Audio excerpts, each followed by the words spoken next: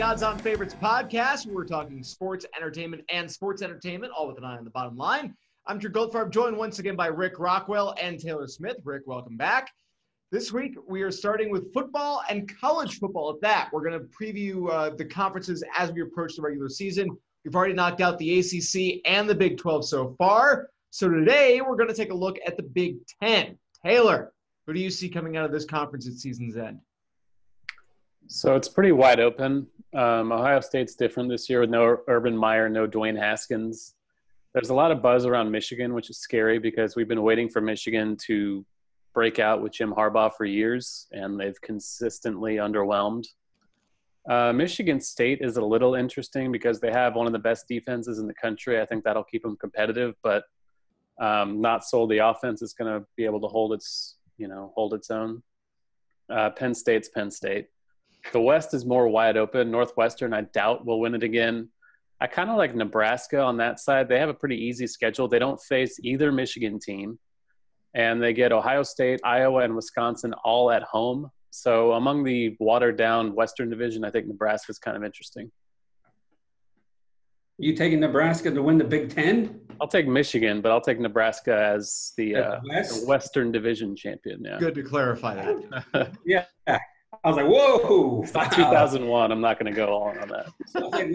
I was like, who am I co-hosting with? Like, what's going on here? Eric Crouch coming back out of retirement. He's got a year of eligibility left somewhere.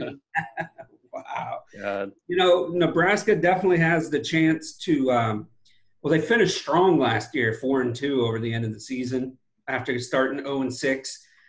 Frost is back to lead the school back to prominence and stuff. I'm not quite sold on them yet to win the West. I still think Northwestern will be a good team. I know that they probably won't win it this year because they've lost their quarterback and their running back over the last couple seasons. They're two key contributors on offense. I love their coach. He fires me up when I watch him play.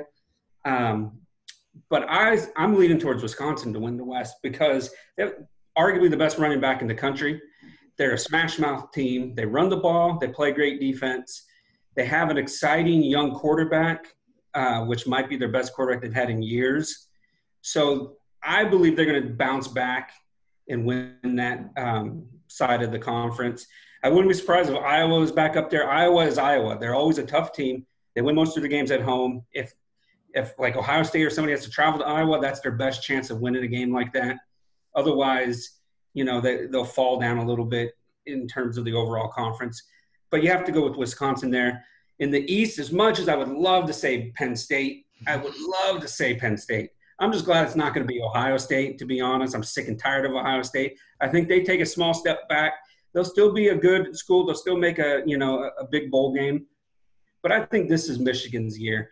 You mentioned Michigan State. Michigan State has so much off-field drama going on at that university that D'Antonio was lucky to even keep his job. Like, I'm surprised they didn't just sweep through the whole university and wipe out everybody in leadership position, because what they've had going on has just been terrible. With that said, that defense is going to be phenomenal. They'll probably be the best in the Big Ten, if not right there with Michigan. I believe Michigan's going to have another talented defense this year. I believe they're going to have more talent on offense, at least more consistency on offense. Jim Harbaugh, in my opinion, that seat's warming up a little bit, bud, because you're not living up to the high expectations that come with a job at Michigan. If he was coaching at like Northwestern or something like that, and they were doing what they're doing, what Michigan's doing, he'd be fine. Everybody would be celebrating him. But this is Michigan. They haven't beat Ohio. They barely beat Ohio State once or twice in the last 2 decades. Last year, they were arguably the best team, and then just got destroyed by Ohio State, and then basically lost 3 games on the year, which was not expected. People expected them to have at most 1 loss. People expected them to beat Ohio State last year. It was a disappointment.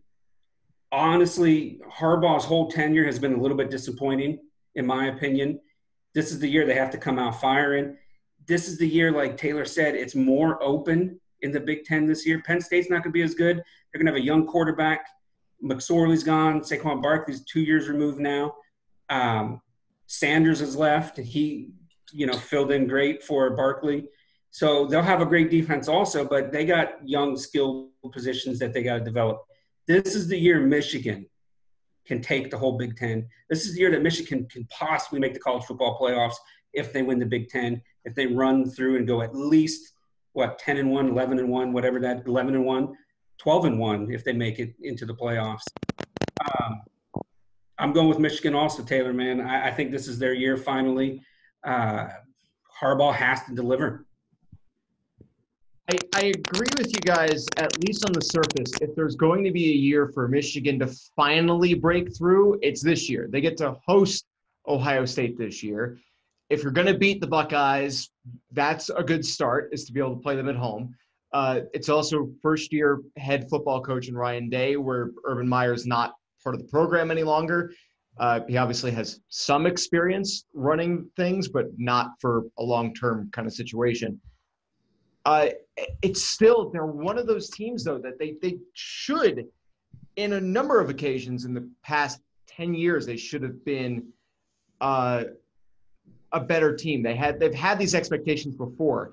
And it's hard to say that not only would they beat Ohio State record-wise, but they would probably have to still beat OSU one-on-one because the Buckeyes do have 3 really challenging road games. They go to Nebraska. So if Nebraska is back, they were 4-8 last year. So it's a bit of a stretch to say that team is suddenly going to be 9-3. But if they are, they also go to Northwestern, who won the West last year, and they go to Michigan. So there is an opportunity for the Wolverines here to unseat the Buckeyes in that division and try to represent the Big Ten as its conference champion. It's really difficult to say, though, that the Wolverines have, with the track record they have of coming short of those expectations, it's a really tough thing to try to sit here and say Michigan is going to finally win the division, win the conference, because I really want to. And writers' polls would say that they are. Cleveland.com ran one where they pulled writers from across the conference, and they picked the Wolverines to win the Big Ten. They're ranked number 7 in the preseason coaches poll. Ohio State's ranked number 5. It's not out of the realm of possibility. I think Ohio State has a bit more talent, but I think there are more question marks associated with them. The one thing for me is if Michigan ends up winning the division, winning the conference, are they going to have a good enough record to advance to the college football playoff? Are they going to be able to do it at 12-1 after a conference championship game with one non-Ohio State loss somewhere in that schedule? Or are they going to win the division because Ohio State ends up losing 2 games, including one to Michigan, and Michigan ends up going 7-2 within the division and ends up on the outside, going to a really good bowl game, but with the Big Ten left out of the college football playoff? Rick, do you think that Michigan would, if you pick them to win their division, I'm assuming you're picking them to beat Wisconsin in the conference championship. Would you be picking Michigan to make it to the college football playoff? Are they going to be a 12-1 team after the conference championship game? I believe that's the only way they'll make it to the college football playoff. And that if they can run the table and beat Ohio State, that's the key. For Michigan, every season, that's the key. The Ohio State game. If they can beat Ohio State, then it's smooth sailing from there. Penn State's not going to be as good. Michigan State's offense is going to be terrible. And then you look at the West, yes, you have Wisconsin in the championship game, but Wisconsin's lost more times in the Big Ten championship than they've won. Michigan should have the talent. They should have the coaching. Theoretically, on paper, they got enough of everything to be the best team. It's the Ohio State. Honestly, I think they have a chance of running the table and going undefeated this year if they play to their potential. Problem is they haven't played to their potential every season. That's why I can't just say go throw all your money on them. And hey, we use a saying all the time. To be the man, you got to beat the man. And right now, they're the man. Ohio State's still the man. So until they beat them, you can't be 100% confident in them. This far ahead of the season, this far ahead of the Big Ten play, I feel more comfortable with Michigan than any other team in the conference. And I think that if they fulfill their potential, they'll go to the college football playoff. Taylor, do you see them getting into the college football playoff, or is this the conference that at least one of the conferences that would be left out as far as the Power Five goes? It's not a lock by any means that any team gets in. I think you have Alabama and Clemson who have their, annual places locked up already. Even if they lose 5 games each, they'll still be allowed in because that's just the law. There's a decent chance there's another SEC team that gets in just because of SEC supremacy. And Oklahoma or Texas in the Big 12 has a good chance. So, Michigan has a pretty tough schedule. They got Wisconsin on the road. They face Penn State on the road. They got Notre Dame, Michigan State, and Ohio State all at home, which is good. But, it's just hard to go all in on this team since they've been so underwhelming for so long amid all these great expectations.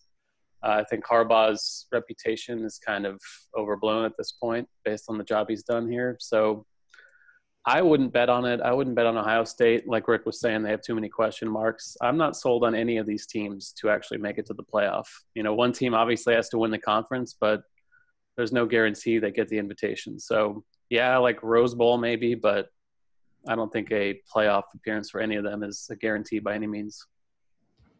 Yeah, I think that's kind of the big key is that if you're looking at Bama and Clemson having 2 of the 4 spots, you've got 3 conferences left in the Pac-12. You've got the Big 12 and the Big 10 all trying to compete for those last 2 spots. And as we all know, because, nothing's more exciting than a 9-6 game of field goals, the SEC is going to probably try to get 2 teams in. They should realistically have 7 in the 14 playoff because the SEC is just that good. I mean, Vanderbilt is a spot. But that's kind of what it comes down to is you realistically are going to have 4 teams competing for – and that's assuming Notre Dame doesn't do something ridiculous as they've done on random years in the past where they end up running the table or going 11-1. Where you end up with another team in contention for those 2 playoff spots. Because, yeah, I agree with you, Taylor. If Clemson and Bama win double-digit games and they win their division, they're going to end up in the college football playoff because how do you take out Clemson and Alabama? I also don't know that Alabama would necessarily be removed from winning the SEC West, even if they lost a game this year. But if they did, then the SEC champion is going to get in, and then Bama, and then Clemson. So, yeah. I think that we're in the Big Ten is one of those things that if Ohio State looked like Michigan, I would be saying Ohio State's a lock for the college football playoff. But because Michigan has the track record that Michigan does, I throw them into the same boat as like Oklahoma, which we've talked about a couple weeks ago, where they should, but I'd be much more confident in it if it was a bit different. There would have to be something a little different. Oklahoma has their own reasons to not be fully confident they're going to be able to run the table to get to the college football playoff. But, I think there's a lot of question marks. It's going to be an interesting season in the Big Ten for sure, but a lot of question marks surrounding the top teams. I hope you enjoyed that segment from the Odds On Favorites podcast. If you did, there's plenty more where that came from. Click on the link on your screen now to be taken to the complete podcast from this week, or check out the channel to find the other individual segments. And make sure to like, share, and subscribe to the Odds On Favorites YouTube channel for plenty more sports and sports betting picks, tips, and how-to guides.